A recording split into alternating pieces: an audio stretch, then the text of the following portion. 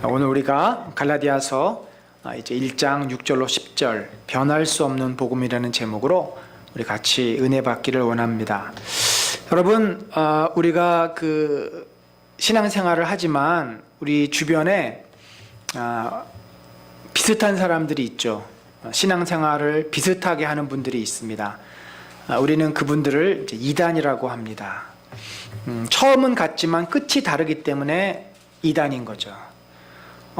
언뜻 봐서는 구분이 잘 안 돼 보이지만 자세히 보니까 핵심적인 것이 너무나 달라서 기독교인이라고 부를 수 없는 자들을 이단이라고 합니다.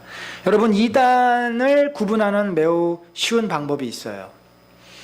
이게 뭐냐면 그 이단의 가르침을 전하는 사람들의 이야기를 가만히 들어보면 굉장히 합리적이고 납득이 잘 가도록 설명이 돼 있고 성경을 아주 절묘하게 연결을 해서 귀에 쏙쏙 들어오게 말을 합니다. 그랬나? 이런 뜻이 있었나? 이렇게 연결이 되나? 성경을 너무나 내 귀에, 우리 생각에 잘 납득이 되도록 설명한다고 하면 여러분 오히려 조심하셔야 합니다. 성경은 사실 우리가 그렇게 쉽게 이해할 수 있는 책이 아니에요. 너무나 그 사이에는 함축적인 언어가 있고 역사의 깊은 어떤 내용들이 담겨져 있고 또 행간이 있고 단어와 단어 사이에는 많은 이 도약과 또 비약된 내용들이 있습니다. 그래서 사실은 성경을 이렇게 쉽게 이해한다는 것은 오히려 우리에게 이상하다라고 생각을 해야 되는 겁니다. 여러분, 복음, 이 말씀은요, 사람에게서 온 것이 아니기 때문에 사람이 이해하기 쉽도록 쓰여져 있지 않습니다. 이 복음, 성경 말씀은 하나님이 우리에게 주신 하나님의 말씀이고 계시를 통해서 드러난 말씀이기 때문에 우리가 깨닫고 발견하는 것이지 우리의 머리와 논리로서 합리적으로 설명하고 풀어낼 수 있고 다 이해할 수 있는 것이 아니에요. 그런데 이단들은 그런 시도를 하는 거죠. 그래서 자기들에게 유리하게 그것을 꿰가지고 만들어 놓은 게 이제 이단들의 대부분의 교리입니다. 그래서 우리는 이 성경 말씀을 때로는 다 이해해서 믿는 것이 아니라 믿기 때문에 내가 성경 말씀을 받아들이고 이해하려고 하는 겁니다. 믿음이 먼저인 것이죠. 오늘 저는 여러분과 함께 이 갈라디아서 말씀을 통해서 우리가 은혜를 받고 기도의 제목들을 나누기를 원합니다. 저희가 지금 주일하고 수요 오전 예배에서는 누가복음을 가지고 은혜를 받고 있습니다. 그리고 이제 금요일 날 우리 이정호 목사님이 이제 한 달에 한두 번 정도 또 말씀을 주실 때는 사무엘 지금 서를 가지고 말씀을 나누고 계신데 이제 중복이 되지 않게 우리에게 주시는 또 귀한 말씀이 뭐가 있을까 제가 묵상하다가 갈라디아서를 우리 성도들과 함께 나눠야 되겠다는 생각을 했습니다. 사실 갈라디아서는 제2의 로마서다 할 만큼 교리적인 이슈를 다루고 있는 책입니다. 이 교리라는 것은 우리가 이 믿는 도리, 그래서 어떻게 보면 딱딱할 수 있는 내용입니다. 그런데 놀랍게도 이 갈라디아서는 주옥과 같은 말씀들을 또 많이 가지고 있어요. 우리가 잘 아는 것처럼 내가 그리스도 안에서 십자가와 함께 죽었다.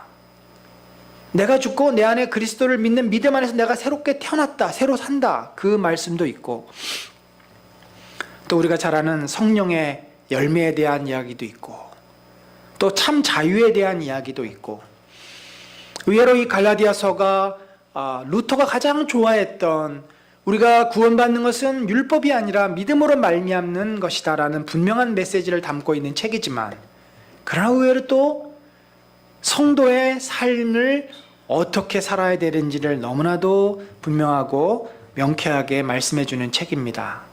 그래서 저는 이 갈라디아서를 우리 금요일마다 함께 나누면서 분명히 바울이 우리에게 주는 기도의 제목들이 있습니다. 그 기도의 제목들을 붙잡고 함께 기도하는 시간을 갖기를 원합니다. 여러분, 이 갈라디아라고 하는 지역이 어디겠습니까? 우리가 일반적으로 지금 터키라고 하는 그 당시의 소아시아, 이 터키 지방에 바로 이제 이 북쪽과 남쪽, 특별히 특별히 북쪽을 갈라디아 지방이라고 하는데 두 가지 설이 있어요. 이 북쪽을 사실은 성경에 보면은, 사도행전에 보면은 바울이 가서 복음을 전한 기록이 없습니다.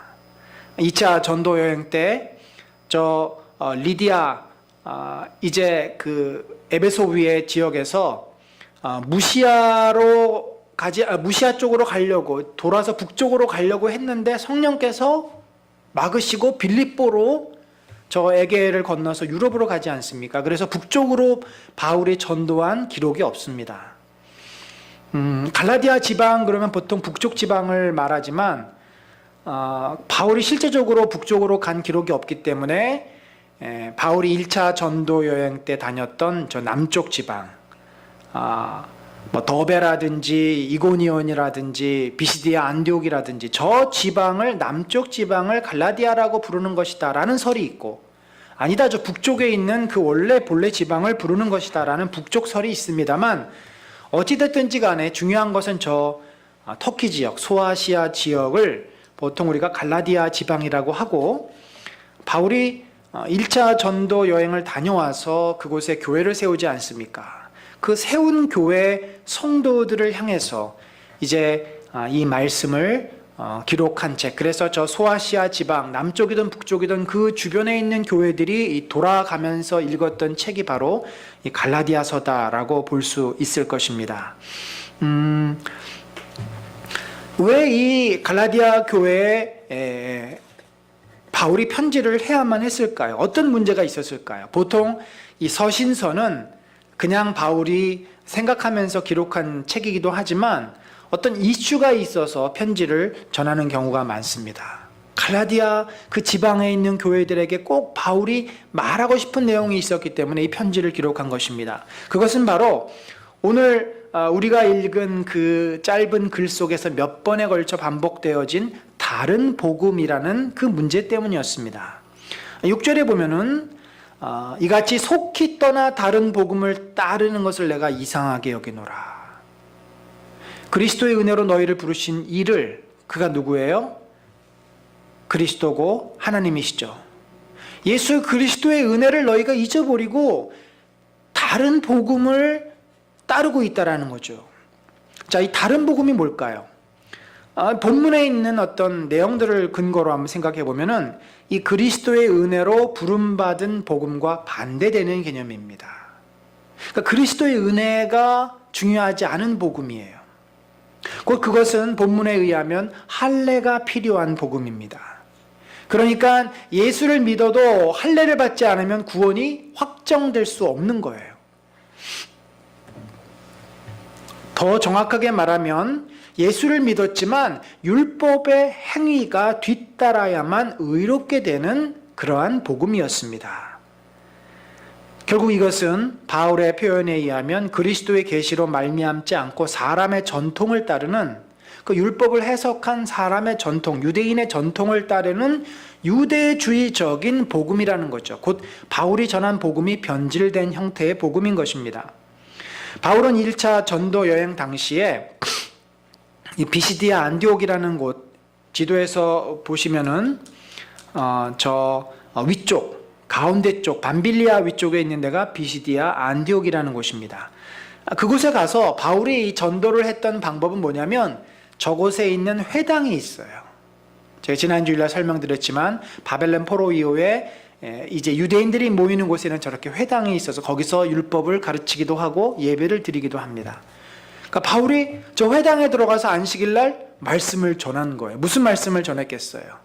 창세기부터 시작해가지고 오실 메시아가 바로 예수 그리스도 되심을 전한 거죠. 그랬더니 어떻게 됐어요? 회당의 모임에 흩어진 후에 유대인과 유대교에 입교한 경건한 사람들, 누구겠어요? 저 비시디아 안디옥에 사는 이방인들이겠죠. 그들이 많이 바울과 바나바를 따르니 두 사도가 더불어 말하고 항상 하나님의 은혜 가운데 있으라 권하니라. 자, 바울과 바나바를 따르는 사람들이 이제 생기기 시작했습니다. 그리고 바울과 바나바가 이제 1차 전도 여행을 마치고 떠났을 후에 그 다음에 이 사람들은 자기들끼리 모여서 뭘 했겠어요? 집에 모여서 기도했고 떡을 뗐고 예배를 드렸겠죠. 그게 바로 이제 초대교회, 가정교회의 시작입니다. 바울이 갈라디 지방에 지금 편지를 보내는 그 교회들은 많은 경우에 가정교회를 말하는 거죠. 그리고 나서 또 이고니온으로 돌아와서는 거기서도 역시 어떻게 했어요? 두 사도가 함께 유대인의 회당에 들어가 말하니 유대와 헬라의 허다한 무리가 믿더라. 역시 마찬가지예요. 유대인 곧 디아스포라입니다.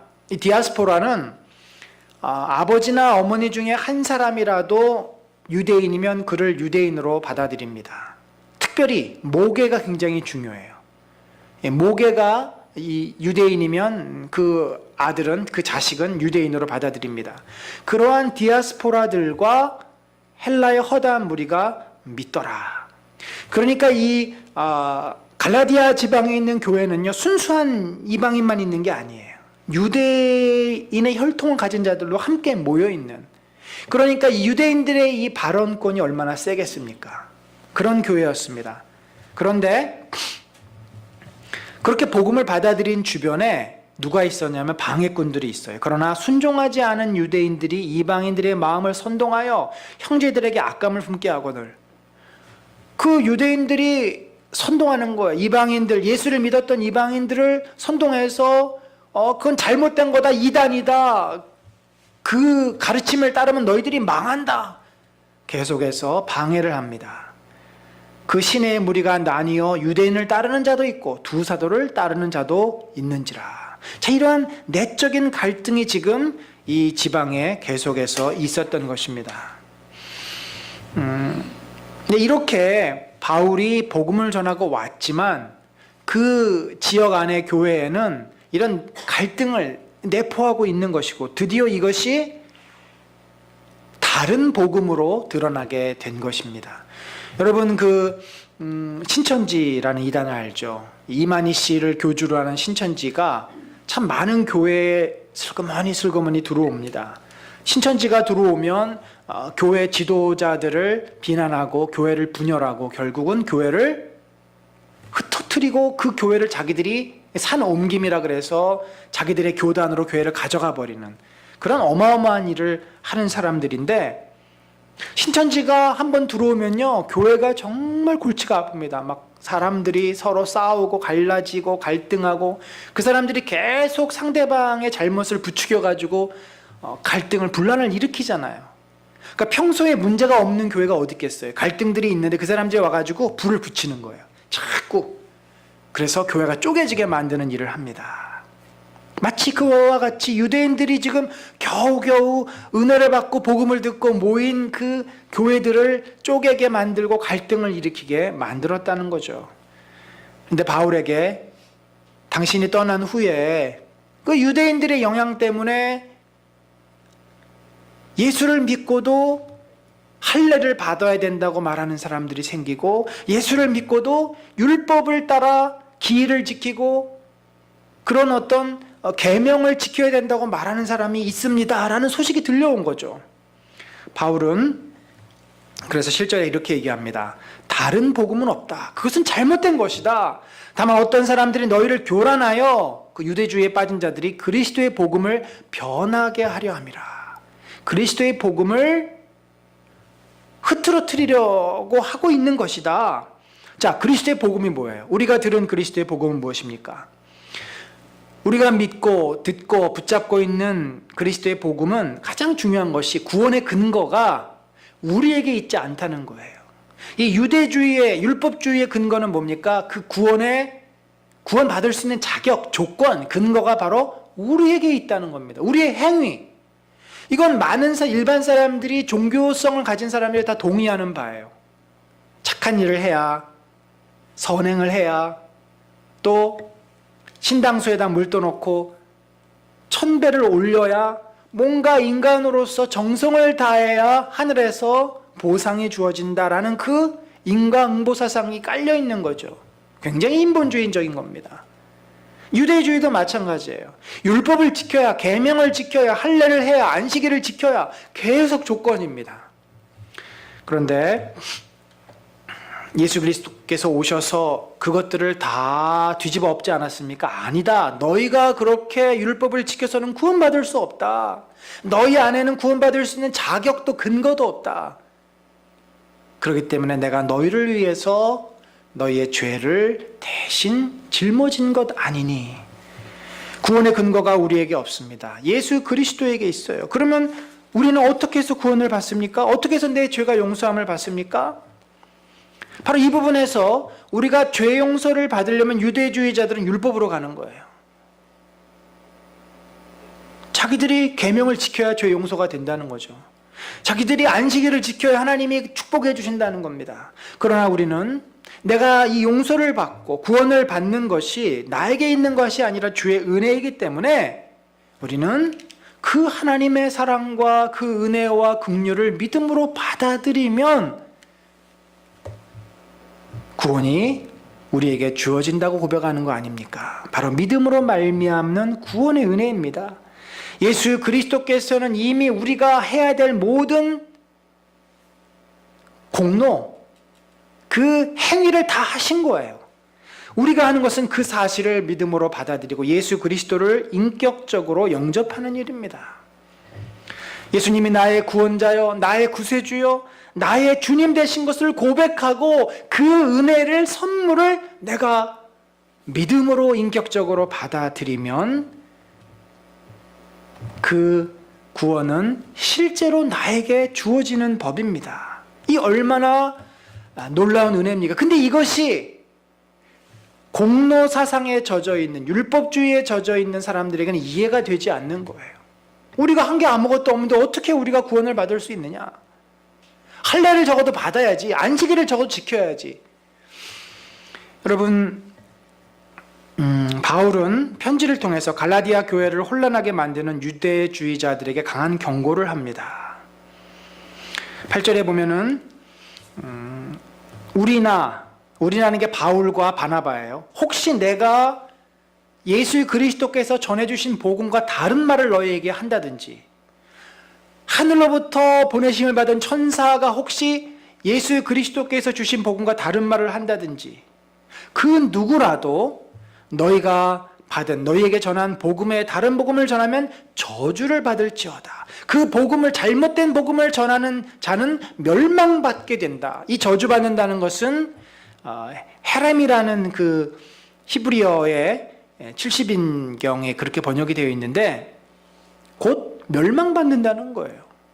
살육을 당한다는 말입니다. 저주받는다, 심판받는다는 이야기입니다.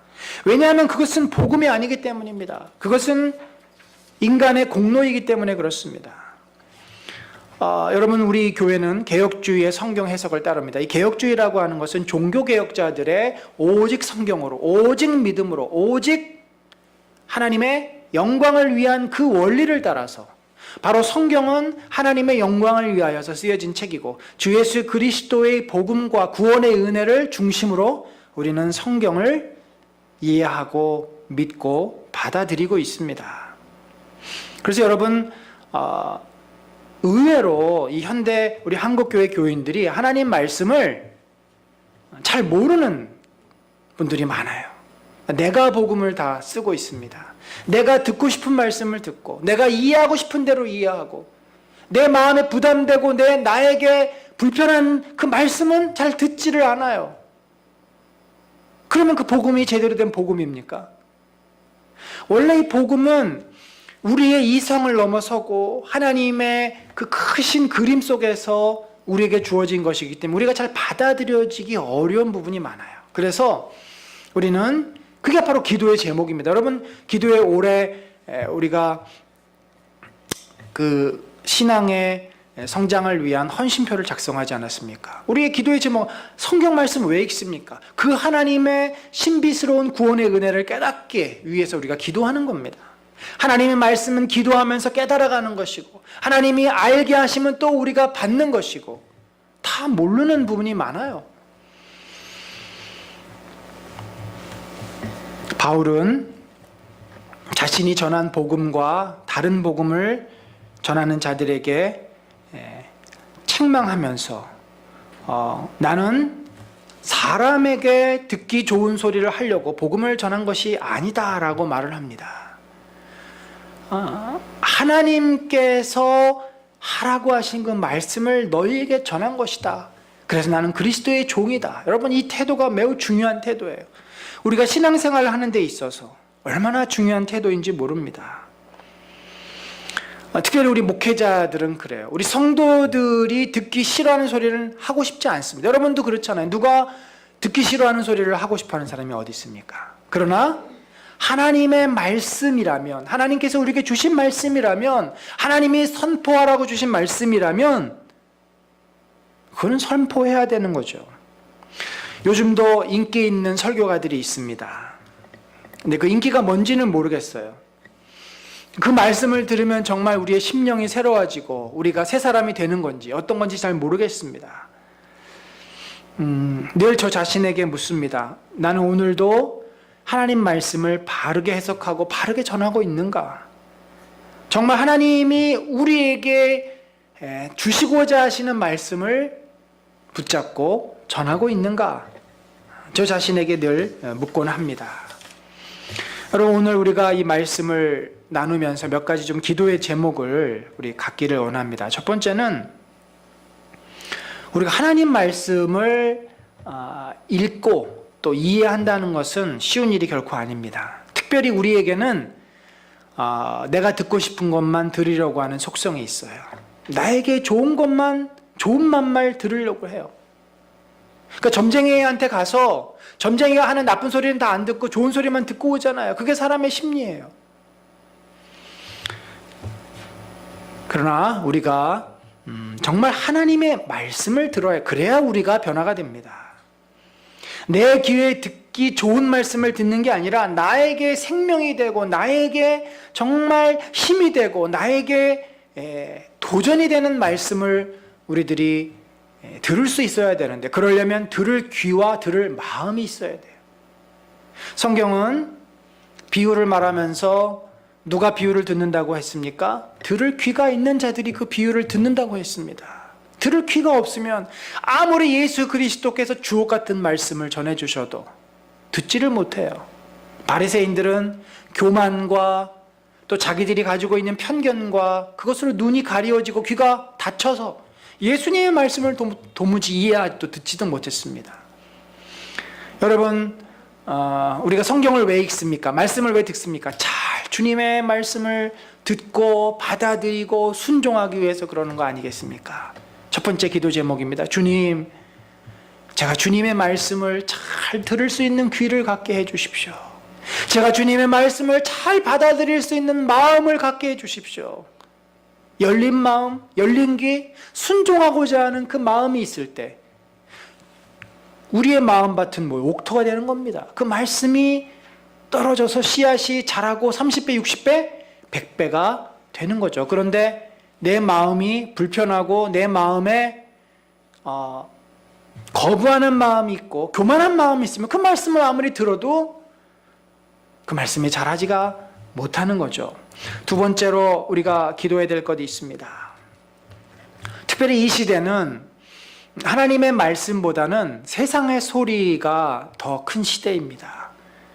세상의 지식, 세상의 가치관, 이미 신앙 안에는 너무나 많은 세속주의적인 것들이 들어와 있어요. 우리의 복의 개념도 그렇고 우리가 생각하는 제자도의 개념도 그렇고 심지어 천국의 개념도 이 세상의 가르침하고 혼동되어 있는 것도 많습니다. 세상의 소리, 이 혼합주의적인 가르침을 내가 잘 분별해서 정말 하나님이 우리에게 주시고자 하는 순전한 말씀을 듣게 해주십시오. 그러면서 우리가 사람의 눈치를 보지 않고 하나님의 마음을 귀 기울여 읽을 수 있고 의식하며 살 수 있는 마음, 그 마음을 주십시오. 그것이 오늘 우리의 기도의 제목이 되기를 바랍니다. 우리 이 시간에 같이 두 가지 기도의 제목을 가지고 기도했으면 좋겠습니다. 첫 번째는 정말 내 마음에 들을 귀를 주시고 또 주님 말씀 앞에 순종할 수 있는 마음을 주십시오. 두 번째는 이 세상의 혼합주의에 빠지지 아니하고 정말 사람을 의식하지 아니하고 하나님의 마음을 우리들이 찾으며 하나님의 정말 순전한 말씀 앞에 설 수 있는 그런 마음을 주십시오. 우리 같이 기도하겠습니다.